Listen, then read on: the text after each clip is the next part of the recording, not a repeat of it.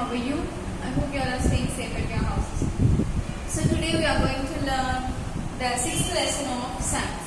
Okay, so science 6th lesson. What is our lesson name? So our lesson name is air. Okay, so air is the most important thing in this world. Yes or no? So without air, can we live? No. So మనకి కావాల్సిన most important things లో air అనేది కూడా చాలా important. Without air we cannot live. Okay, so food తీసుకోకుండా అయినా one day we can live, but can we live without the air? So మీ nose close చేసుకుని అట్లీస్ట్ ఒక 1 hour ఉండగలరా? At least 15 minutes? No, because air is more important. Okay, so ఇక్కడ చూడండి, air is a precious resource that most of us take for granted.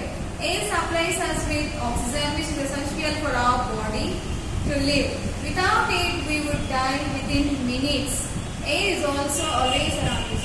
So, మనకి ఇంత important అయిన air ని మనలో చాలా మంది పట్టించుకోరు. Do we notice that air? No. So, మనం బ్రీతింగ్ తీసుకోవడానికి లేదంటే మనం జీవించడానికి ఈ ఎయిర్ లోనే ఆక్సిజన్ అనేది ప్రెసెంట్ అయి ఉంటుంది. ఆ ఆక్సిజన్ అనేది మనం తీసుకుంటున్నాం కాబట్టి వీఆర్ లివింగ్.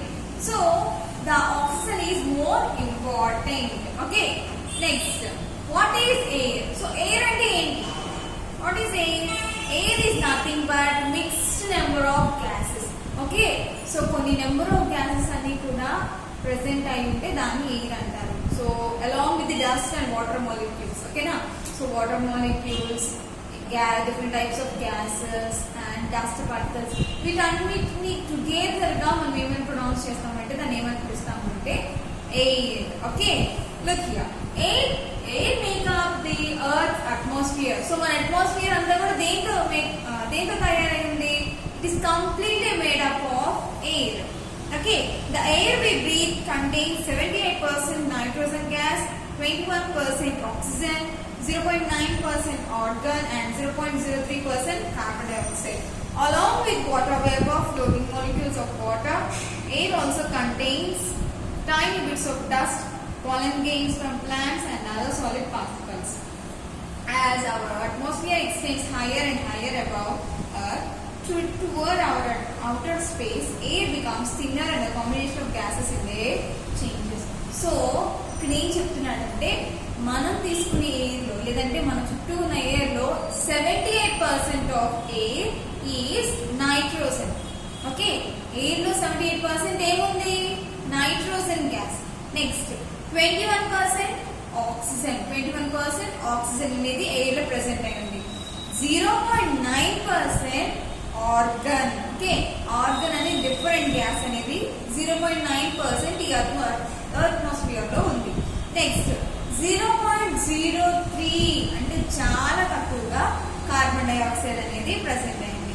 మిగతా పార్ట్ అంతా కూడా వాటర్ వేపర్స్ కానీ లేదంటే different molecules, different solid particles తో ఈ ఎయిర్ అనేది తయారైంది అనమాట అట్మాస్ఫియర్ లో. ఓకే, సో ఇప్పుడు నెక్స్ట్ మనం నేర్చుకున్న టాపిక్ ఏంటంటే properties of air. Properties of air లో air has different properties. Air occupies space, air has weight, air has pressure, air also compresses and air has so air carries sound and smell. Next property is air carries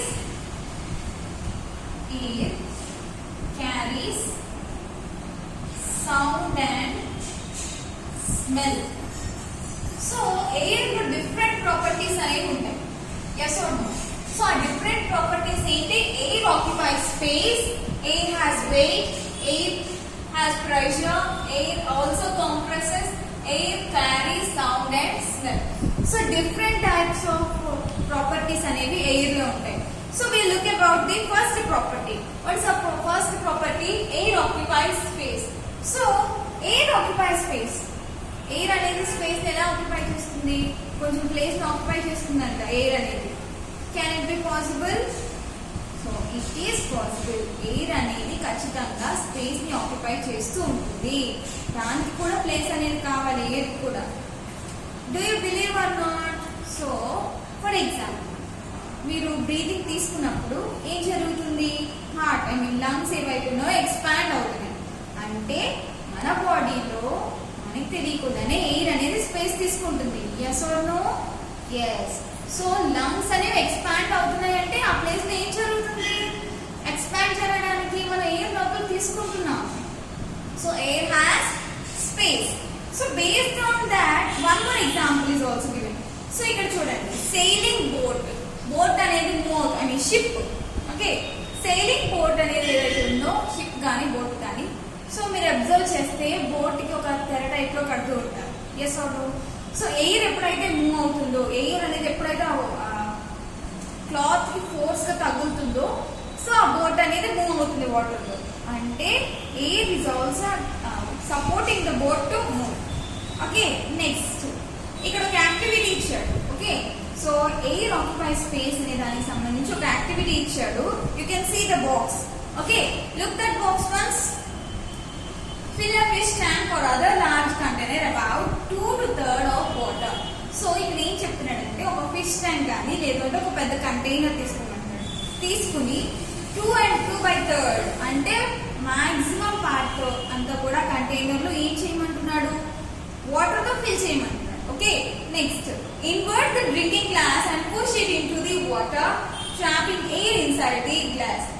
We can easily observe the trapped air inside the inverted glass. So, ఆ water fill చేసిన తర్వాత drinking glass ఉంటుంది కదా, which is glass. Okay, ఆ drinking glass తీసుకెళ్ళి ఆ inverted tub లో, okay, మీరు తీసుకున్న కంటైనర్ లో ఆ వాటర్ లో డిప్ చేయమంటున్నాడు. ఎలా?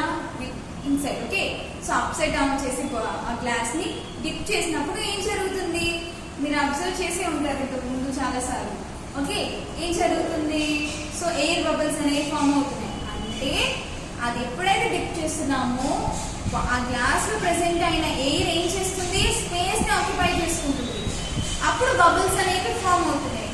So air occupies space.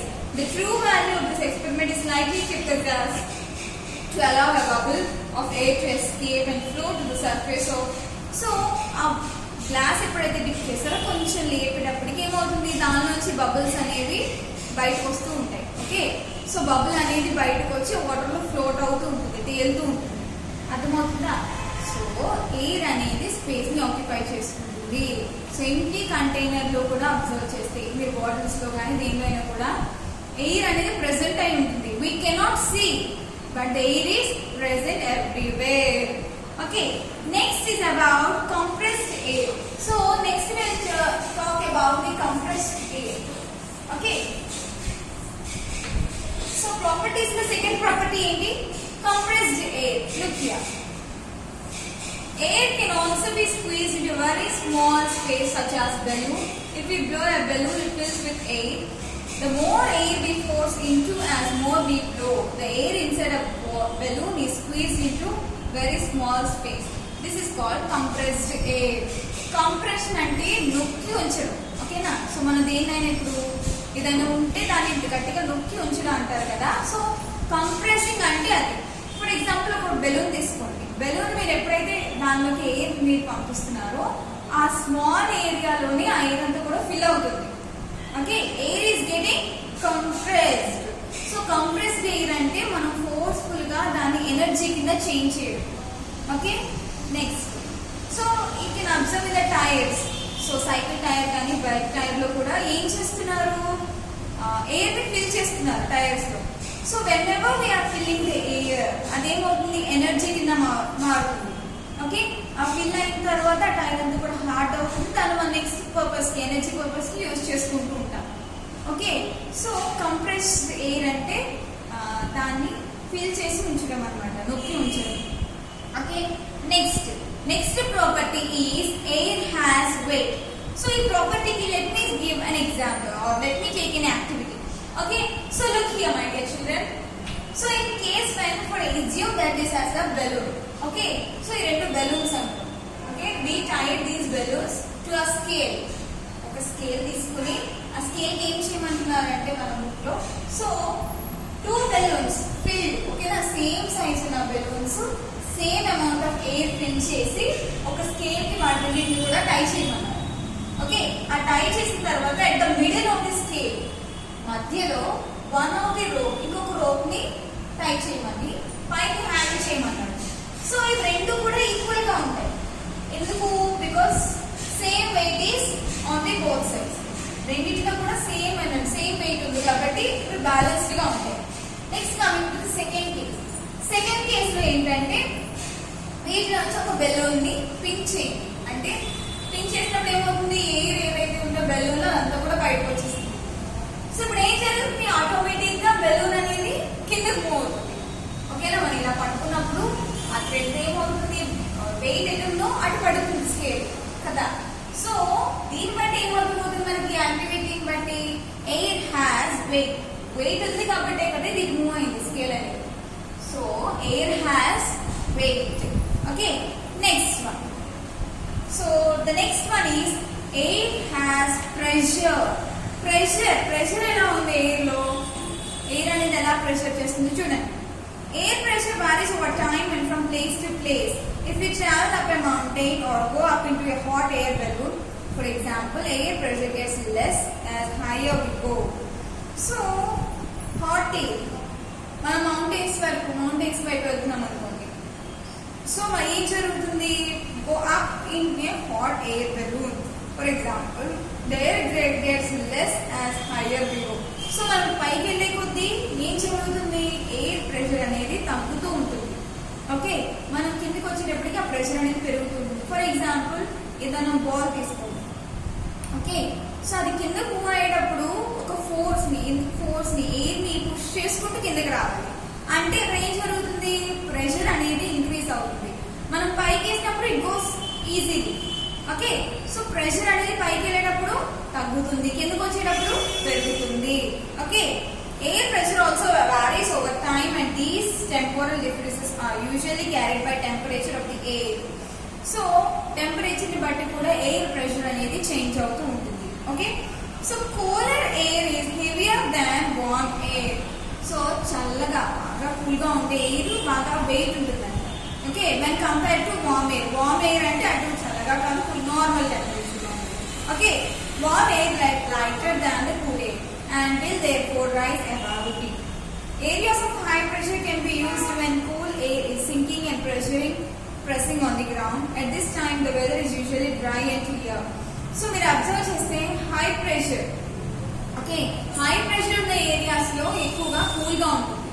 Okay, next అక్కడ వెదర్ కూడా బాగా డ్రై అండ్ క్లియర్, నీట్ గా ఉంటుంది. Okay, next, in contrast, when warm air rises, it causes a region of low pressure. With low pressure, the weather is often wet and cloudy.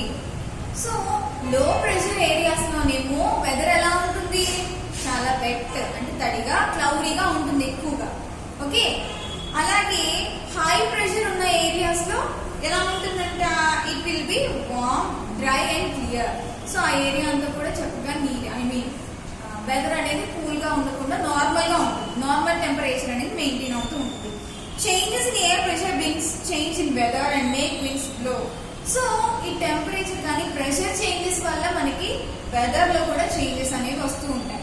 So cool air, hot air అనేవి ఈ changes అనేది ఎప్పుడైతే తీసుకుంటుందో weather లో కూడా changes వస్తూ ఉంటాయి.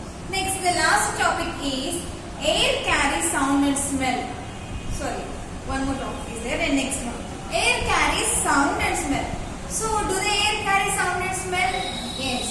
Air అనేది sound ని smell ని carry చేస్తుందా అని అడుగుతున్నాను.